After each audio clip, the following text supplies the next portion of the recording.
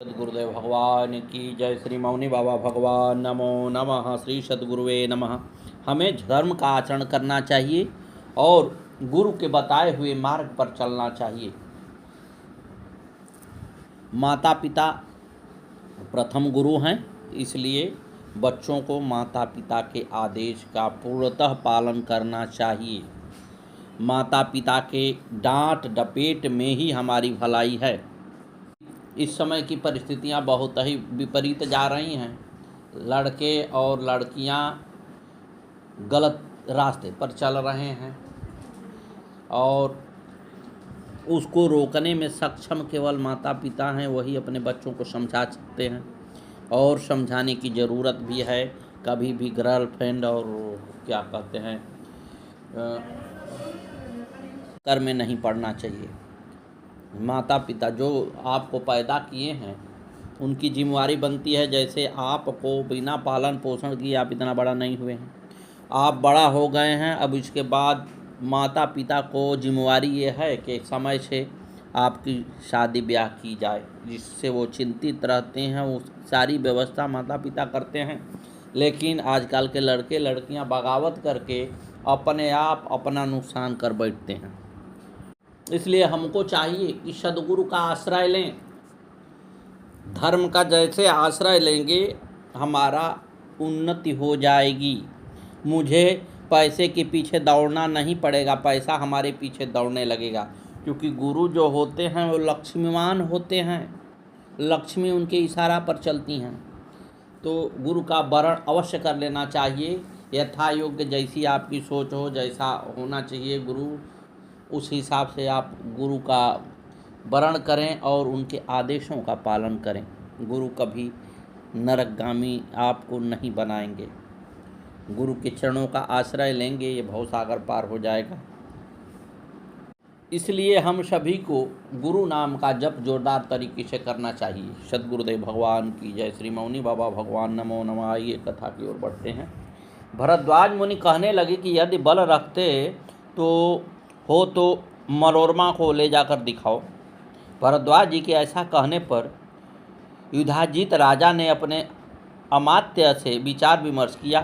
गहन मंत्रणा के मध्य अमात्य ने राजा को विश्वामित्र और वशिष्ठ जी का नंदिनी के संबंध वाला गतिरोध बताया। विश्वामित्र के आश्रम में आने पर वशिष्ठ जी ने नंदिनी की कृपा से स्वागत किया। उसी नंदिनी को विश्वामित्र बलपूर्वक ले जाने लगे। तभी नंदिनी के शरीर से असंख्य अस्त्र शस्त्रों से सुसज्जित वीर निकले और विश्वामित्र की सारी सेना को मार दिया था। अमात्य के समझाने से राजा युधाजित सोच समझकर वापस अपने नगर को चला गया। राजा मंत्री की इस बात को मनन करता जा रहा था। सद्गुरुदेव भगवान। दया सर्वत्र कर्तव्यं दैवाधीनमिदं जगत् ईर्ष्या किं नृपश्रेष्ठं यदाव्यं तदविप्स्यति। मंत्री के शब्द थे, हे राजन, सर्वत्र दया करनी चाहिए।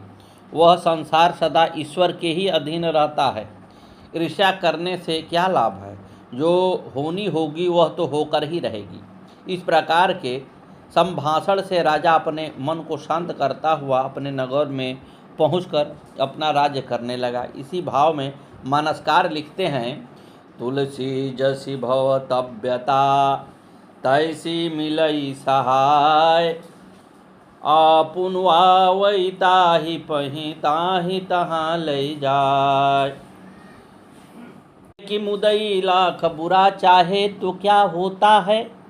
वही होता है जो मंजूर खुदा होता है। सद्गुरुदेव भगवान की जय। सुदर्शन आश्रम में मुनि बालकों के साथ खेलते खाते निर्भय होकर आनंद से रहने लगा। एक दिन एक मुनि कुमार ने विदल को क्लीव कर दिया। सुदर्शन में उससे क्लीव शब्द को मन में धारण कर लिया। 5 वर्ष की आयु में ही न्यास रहित, छंद विहीन, ऋषि विहीन मंत्र दैव योग से ही प्राप्त हो गया था। सुंदर रूप वाला सुदर्शन उसे बार बार बोलता रहता था, कभी भी भूलता नहीं था। मुनि भरद्वाज जी ने 11 वर्ष की आयु में उसका राजकुमार उपनयन संस्कार कर दिया। उसको संयोपांग वेद शास्त्र, नीति शास्त्र, धनुर्वेद की विधिवत शिक्षा दी। एक दिन सुदर्शन ने लाल वस्त्र धारण किए हुए, रक्त आभूषणों को धारण किए हुए देवी के दर्शन प्राप्त किए। उसने गरुड़ पर विराजमान वैष्णवी शक्ति को देखकर बड़ी प्रफुल्लित प्रकट की। उसके मुख पर अपूर्व तेज छा गया। इस तरह समस्त विद्याओं का रहस्य जानने वाला सुदर्शन जगदम्बा की उपासना करने लगा। एक दिन वह गंगा तट पर विचरण कर रहा था। उसी स्थान पर जगदम्बा ने उसे धनुष, बाण, तुरीय तथा कवच प्रदान किए। इसी अंतराल में काशीराज की पुत्री शशिकला ने सर्व लक्षणों से संपन्न, पराक्रमी तथा कामदेव के समान सुदर्शन के विषय में सुना और सच्चे मन से उसे अपने पति के रूप में स्वीकार कर लिया। और उसी दिन रात को जगदम्बा ने शशिकला को स्वप्न में बताया कि वरन वरय शुश्रोणी मम भक्त सुदर्शन सर्वकाम प्रदत्ते वस्तु वचनान्म भामिनी। हे शुश्रोणी, सुदर्शन मेरा भक्त है, तुम उसी को अपना पति स्वीकार कर लो। हे भामिनी, मेरी आज्ञा से वह तुम्हारी सब कामनाएं पूर्ण करेगा। स्वप्न में भगवती के मनोहर स्वरूप को देखकर तथा उनके आदेशात्मक वचनों को सुनकर प्रसन्न होकर रहने लगी। एक दिन शशिकला ने भरद्वाज मुनि के आश्रम के एक ब्राह्मण के मुख से भी सुदर्शन की प्रसंग सुनी थी। ब्राह्मण ने कहा था कि मणि और कंचन की भांति वह तुम दोनों का संयोग पहले से ही निश्चित हो गया है। व्यास जी कहने लगे, ब्राह्मण के वचनों को सुनकर शशिकला प्रेम विभोर हो गई। अपनी सहेली से कहने लगी, हे भामिनी, मेरा जी करता है कि उसी वन में चली जाऊं जहां पर वह निष्ठुर रहता है, किंतु कुल की लज्जा के कारण भयभीत हूं और फिर अपने पिता के अधीन हूं। व्यास जी कहने लगे, भगवती के बांग बीज मंत्र के जप से प्रभाव से अकेले, बलहीन, वनवासी तथा फलाहार करने वाला होते हुए भी सुदर्शन शशिकला के मन में पूर्ण रूप से बस गया। एक बार स्वप्न में सुदर्शन ने उस अव्यक्त जगत जननी विष्णु माया तथा संपदा देने वाली भगवती का दर्शन किया। उसी समय श्रृंगबेरपुर के अधिपति निषाद राज ने सभी प्रकार की सामग्रियों से परिपूर्ण उत्तम रथ सुदर्शन को प्रदान किए। उसमें 4 घोड़ा जूते थे। निषाद ने राजकुमार को वीर बहादुर समझकर भेंट स्वरूप एक रथ प्रदान किया था। सुदर्शन ने उस भेंट को प्रेम से स्वीकार किया।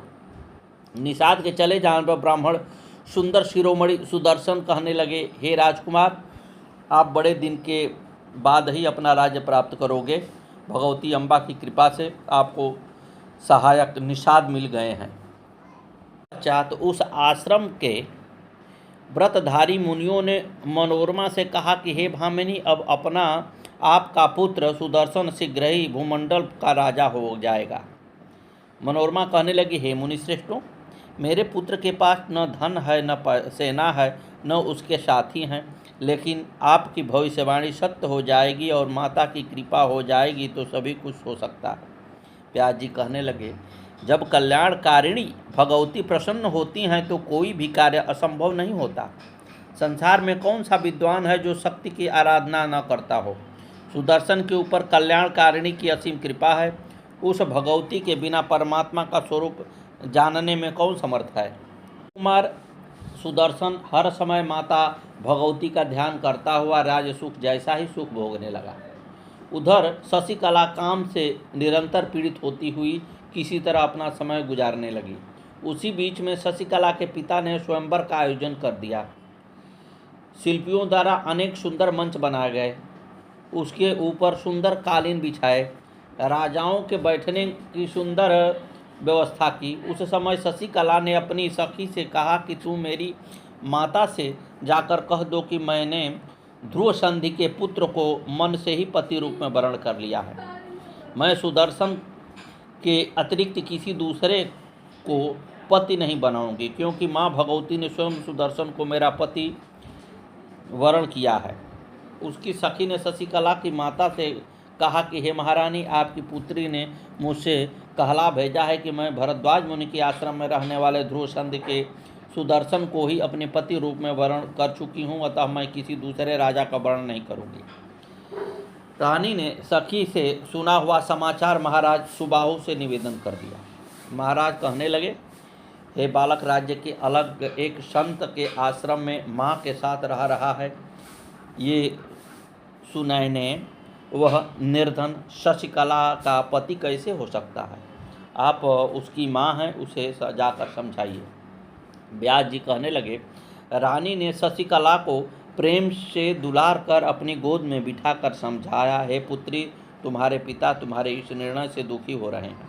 तुमने जिस सुदर्शन को पति रूप में वर्ण करने का जो निर्णय लिया है वह राजच्युत, आश्रमहीन और सेना तथा कोष से विहीन है। बंधु बांधवों ने उसे त्याग दिया है। हे पुत्री, तुम उस मंद भाग्य का विचार अपने मन में से निकाल दो।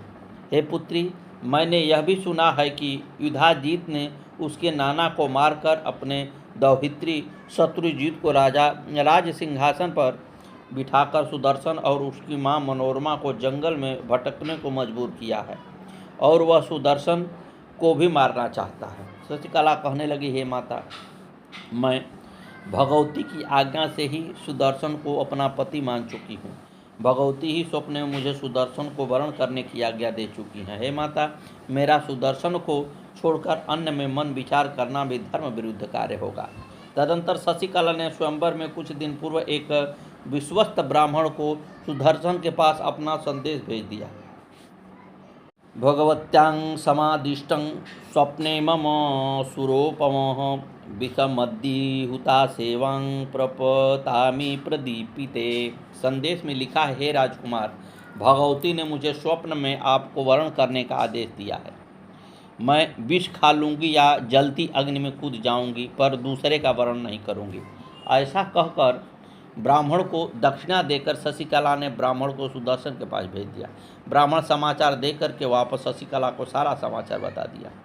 समय आने पर सुदर्शन मुनि भरद्वाज जी से आज्ञा लेकर स्वयंवर में जाने को तैयार हो गए। सुदर्शन को तैयार देखकर मनोरमा कहने लगी, हे पुत्र, तुम मेरे अकेले पुत्र हो। वहाँ पर अनेक राजा आएंगे और वह दुष्ट युधाजीत भी आएगा जो तुम्हें मारने का प्रयास पहले ही कर चुका है। वहाँ मुझे अकेला देखकर मार डालेगा, तुझे अकेला देख के मार डालेगा, अतः तुम वहाँ मत जाओ। भवितव्यं भवत एव मानात्रे कार्य विचारणा आदेशाच्च जगन्मातु गच्छाम्यद्य स्वयंवरे माँ शोकं कुरु कल्याणी क्षत्रियासि वरानने। सुदर्शन अपनी माँ से कहने लगा, है कल्याणी, होनी तो होकर रहती है, इसमें संदेह नहीं करना चाहिए। जगत जननी के आदेश से मैं आज स्वयंवर में जा रहा हूँ। हे वरानने, तुम क्षत्राणी हो, अतः इस विषय में चिंता मत करो। उसे जाते हुए देखकर मनोरमा ने आशीर्वाद स्वरूप श्लोक संख्या 3:1934 से 3:1939 तक 6 श्लोकों में आशीर्वाद स्तोत्र कहा है।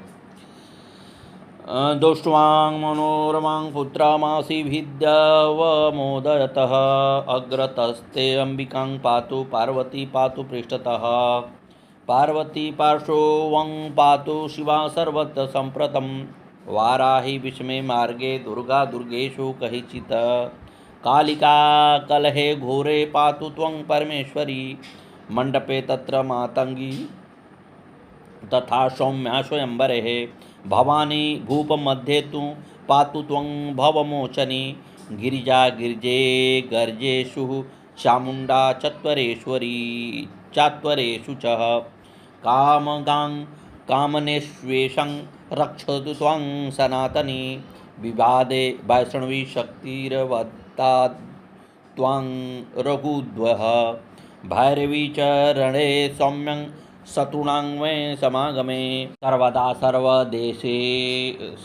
सर्वदेशेषु पातु त्वं भुवनेश्वरी महामाया जगद्धात्री सच्चिदानंदरूपिणी।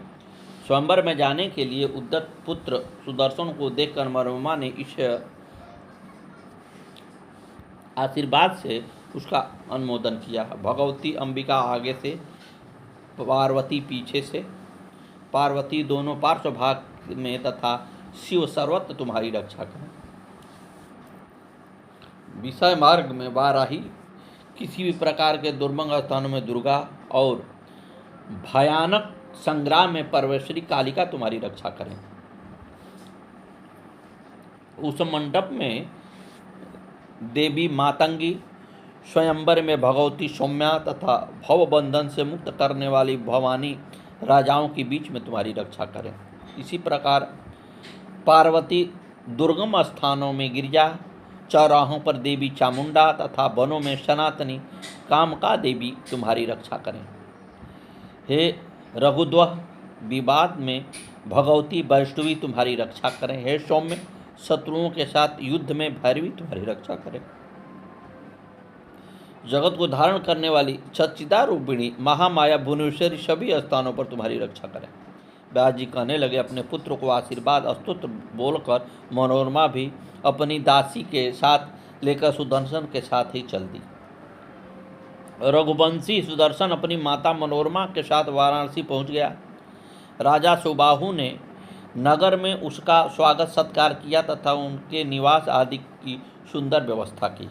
उन्होंने इनकी सेवा में अनेक सेवकों की नियुक्ति कर दी। काशी में अनेक देशों के राजा आकर ठहरे थे। वहाँ पर अपने नाती शत्रुजीत को लेकर युधाजीत भी आ गया। के अलावा करुण देश के राजा, मद्र देश के राजा, सिंधु राजा, महिष्मती नरेश, पंचालपति, कामरूप देश के राजा, कर्नाटक नरेश, चोल राजा और महाबली विदर्भ नरेश आदि बड़े बड़े प्रतापी राजा स्वयंवर में सम्मिलित होने आ गए। इन सभी राजाओं की कुल सेना 63 अक्षौणी थी, जिसने पूरी काशी नगरी में घेर लिया था। सभी राजकुमार आपस में कहने लगे कि रघुवंशी सुदर्शन भी अपनी माता मनोरमा के साथ स्वयंवर में आया है। इसे सुनकर युधाजीत कहने लगा, राजकुमारी को प्राप्त करने के लिए मैं सुदर्शन को निश्चित रूप से मार दूंगा। युधाजीत की बात सुनकर केरल नरेश कहने लगे, नात्र युद्धं कर्तव्यं राजन इच्छा स्वयंवरे। हे राजन, इच्छा स्वयंवर में युद्ध नहीं करना चाहिए। हे राजन, पहले तो आपने सुदर्शन को अन्यायपूर्वक राज्य से निकाल दिया और आपने दैहुत्री को राज्य का स्वामी बना दिया। राजन, अब आप उसका वध करना चाहते हैं। हर प्राणी को अन्याय का फल अवश्य भोगना पड़ता है। धर्मो जयते ना धर्मः, सत्यं जयते नानृतं। मानयं कुरु राजेन्द्रं त्यज्य पापमितं किल। हे राजन, धर्म की जय होती है, अधर्म की नहीं। सत्य की जय होती है, असत्य की नहीं। अतः हे राजेंद्र, आप अन्याय न कीजिए और इस पापमय विचार का सर्वथा परित्याग कर दीजिए। आपका दौहित्री भी यहाँ आया है, वह भी सुंदर है। अन्य राजकुमार भी सुंदर हैं। अब स्वयंवर में कन्या शशिकला किसी भी राजकुमार को वर्ण कर सकती है, यही स्वयंवर का विधान है। अतः विवेकी पुरुष को परस्पर बैर भाव नहीं रखनी चाहिए। राजा युधाजीत कहने लगे, हे केरल नरेश, क्या बड़े बड़े शक्तिशाली राजकुमारों के होते हुए एक सियार क्या सिंह के भाग को खा सकता है? इस प्रकार राजाओं में अनेक विचार विमर्श हुए। फिर सर्वसम्मति से काशी नरेश को बुलाया गया और उनसे पूछा गया कि आप अपनी कन्या को किसे देना चाहते हैं। महाराज सुबाहु कहने लगे, मेरी पुत्री ने मन ही मन सुदर्शन का वर्ण कर लिया है। मैंने उसे बहुत समझाया, परंतु वह अपने निर्णय पर अडिग है। तत्पश्चात सभी राजाओं ने सुदर्शन को बुलाया और उससे पूछा, हे राजपुत्र, तुम्हारे पास न सेना है, न धन है, न अधिक बल है, जबकि इस समय अनेक राजकुमार और तुम्हारा भाई शत्रुजीत भी अपने नाना के साथ पूरे दल बल से आया है, और आप अपना मंतव्य हमें बताइए। सुदर्शन कहने लगा, हे राजाओं, मेरे पास न धन है, न सेना है, न किला है, न मेरा कोई रक्षक है। अत्र स्वयंवरं श्रुत्वां दष्टु काम इहागतः, स्वप्ने देव्यां प्रेरितो अस्मि, भगवत्या न संशयः। मैं यहाँ स्वयंवर में होने का समाचार सुनकर माँ भगवती की आज्ञा से स्वयंवर स्थल पर आया हूँ। देवी ने मुझे स्वप्न में दर्शन देकर कहा है, हे राजाओं, संसार में मेरा कोई शत्रु नहीं है। मैं तो सर्वत्र माँ भगवती को ही देखता हूँ। हे राजाओं, देवता, दानव और मनुष्य में एकमात्र भगवती ही विद्यमान है। जो वो चाहेंगी वही होगा। राजा लोग कहने लगे, हे राजकुमार, आपका कथन सत्य है, लेकिन आपको उज्जैनी नरेश मारना चाहते हैं। हमें आपके ऊपर दया आ रही है। अब आप सोच समझ कर जो भी निर्णय लें वो आपकी इच्छा है। सुदर्शन कहने लगा, हे राजाओं, बिना काल के देवता भी किसी को नहीं मार सकते। अतः जब तक मेरा समय नहीं आया है, मैं मृत्यु से भयभीत नहीं हूँ। भगवती रक्षा करेंगी। यत्न कोटि प्रकुर्वर्णो हन्ते दैव योगतः जीवेदर्घ सहस्राणि रक्षणेन विना नरः। हे राजाओं, प्रारब्ध पूरा हो जाने पर, करोड़ यत्न करने पर भी मनुष्य अंततः मर ही जाता है, और दैव के अनुकूल रहने पर बिना किसी रक्षा के वह हजारों वर्षों तक जीवित रहता है। हे श्रेष्ठ राजाओं, युधाजीत के प्रति मेरे मन में जरा भी बैरभाव नहीं है। जो मुझसे शत्रुता करेगा वह उसका फल प्राप्त करेगा। दूसरे दिन शुभ मुहूर्त में राजा सुबाहु ने स्वयंवर वाले भव्य मंडप में सभी राजाओं को बुलाया। सभी राजा यथास्थान बैठकर राजकुमारी की प्रतीक्षा करने लगे। तत्पश्चात सुबाहु ने रेशमी वस्त्रों के आभूषणों से सुशोभित शशिकला के हाथ में सुंदर माला लेकर वर चुनने को कहा। करके सुमन हार बेटी, अति शीघ्र चलो वर चुनने को। वहाँ देश देश के भूप जुड़े, अपनी किस्मत आजमाने को। हे पिता सुनो बाणी मेरी, मैं नहीं वहाँ पर जाऊंगी, पर पुरुषों का दर्शन करके नहीं अपना धर्म डिगाऊंगी। हे पिताश्री, मैंने तो अपना पति भगवती की आज्ञानुसार सुदर्शन को ही मान लिया है। मानस में आया है, उत्तम के यस बस मन माही, सपने हुआ न पुरुष जग नाही। मध्यम पर पति देखई कैसे, भ्राता पिता पुत्र निज जैसे। धर्म विचारी समुच कुल रहई, सो निष्कट त्रिय श्रुति अस कहई। बिनु अवसर भयते रह जोई, जाने वधम नारी जग सोई। सद्गुरुदेव भगवान की जय। सुदर्शनो मया पूर्वं वृतं सर्वात्मनांपितः, तमृते नान्यथां कर्तुमिच्छामि नृपसत्तमः। हे पिताजी, मैंने पूरे मन से सुदर्शन को का पहले ही वर्ण कर लिया है। हे महाराज, उस सुदर्शन के अतिरिक्त मैं अन्य किसी को पति रूप में स्वीकार नहीं कर सकती हूँ। व्यास जी कहने लगे, शशिकला के वचन सुनकर सुबाहु महाराज सोचने लगे कि यहाँ स्वयंवर स्थल पर एकत्रित सभी राजाओं से अब क्या कहूँ। वे क्रुद्ध होकर युद्ध करने को तैयार हो जाएंगे। अब पुत्री ने उसका कहना नहीं माना तो सुबाहु राजाओं के पास जाकर कहने लगा, हे नृपश्रेष्ठों, मेरी पुत्री स्वयंवर में नहीं आ रही है। मैं आपका दास हूँ और सभी राजाओं के चरणों में सिर रखकर निवेदन करता हूँ कि आप लोग मेरी पूजा सत्कार ग्रहण कर मुझसे सम्मानित होकर अपने अपने स्थान को प्रस्थान करें। सुबाहु की इस बात को सुनकर अन्य राजा तो कुछ नहीं बोले, लेकिन युधाजीत क्रोध में भरकर कहने लगे कि जब ऐसी स्थिति थी तो स्वयंवर का आयोजन क्यों किया गया था। ओ मूढ़ सुबाहु नृपति, सुन ले क्या हमको यहाँ बुलाया है। पहले ही क्यों न विचार किया, क्यों हम सबको बहलाया था। व्यास जी कहने लगे, युधाजीत की क्रोधपूर्ण बातें सुनकर महाराज सुबाहु शोकाकुल हो उठे और अपनी पत्नी से कहा, स्वयंवर सभा में घोर कलह पतित हो रहा है। हे सुनैने, अब मैं क्या करूं? मैं इस समय बड़े ही कष्ट में हूँ। महाराज सुबाहु की बात सुनकर रानी ने शशिकला से कहा, हे पुत्री, इस समय तुम्हारी हठ के कारण तुम्हारे पिता बहुत दुखी हैं। स्वयंवर में आए हुए राजा लोग कलह कर रहे हैं। हे वत्से, यदि तुम हठपूर्वक सुदर्शन का ही वर्ण करोगी तो प्रतापी बलशाली युधाजीत तुमको, सुदर्शन को और हम सभी को मार डालेगा। यदि तुम सबका हित चाहती हो तो सुदर्शन को छोड़कर किसी दूसरे राजा का वर्ण कर लो। महाराज सुबाहु ने भी पुत्री को बहुत समझाया। शशिकला अपने माता पिता से कहने लगी, आपने जो कहा है आपका संशय उचित है, परंतु हे पिताजी, मनसा विद्रितं तो वक्त्वां कथमन्यं शृणे पितः, कृत्ते पड़े महाराज सर्वेषां वशंगाहावहम्। मन से वर्ण किए गए सुदर्शन को छोड़कर मैं दूसरे का वर्ण कैसे करूं। हे महाराज, दूसरी बात यह भी है कि पण स्वयंवर करने में मुझे सबके अधीर रहना पड़ेगा।